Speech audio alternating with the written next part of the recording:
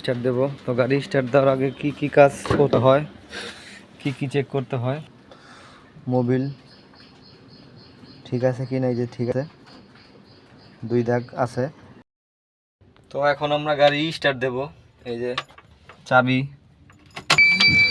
যে মিটার বোর্ডে লাইন চলে এসেছে, গিয়ারটা নিউট্রাল করে নিলাম। আমরা ফেলবো।